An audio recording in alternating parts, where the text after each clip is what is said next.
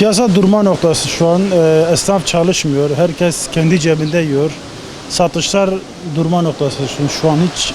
Esnaflar bayağı durgun. Piyasamız bayağı durgun şu an. Ne zamandan beri? Bir yıl var. Yaklaşık bir yıla yakın var. Piyasa durmuş şekilde. Herkes hani kapanan arkadaşlar da var. Dükkanları kapatıp eve giden var. Çünkü ticaret durmuş şu anda. Araç alım satımı hiç yok. Normalde bayrama yakın olduğu zaman bayağı bir yoğunluk falan vardı. Şu an bayrama yakınız ama hep site içi hepsi boş.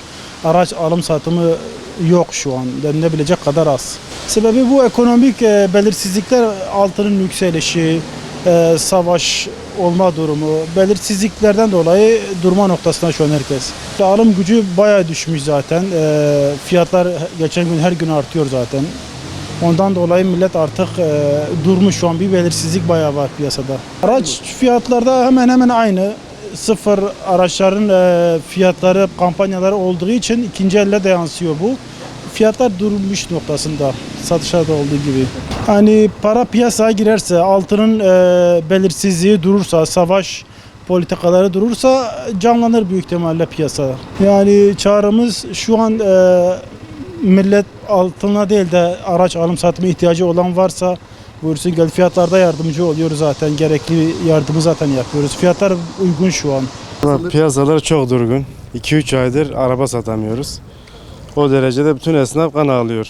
Nasıl olacak bu işin sonu bilmiyoruz. Sürekli temizliyoruz ama satış yok.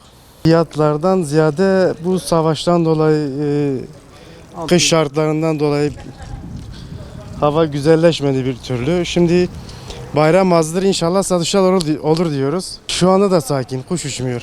Biz bizeyiz yani. Aynı fiyatlar aynı valla. Kimse almıyor. Bilmiyorum, millette para mı yok, altına mı gömdüler bilmiyorum. Valla inşallah ihtiyacı olan araba alsın. Fiyatlar da uygun. Fiyatlar da aynı, fiyatlar değişmedi yani.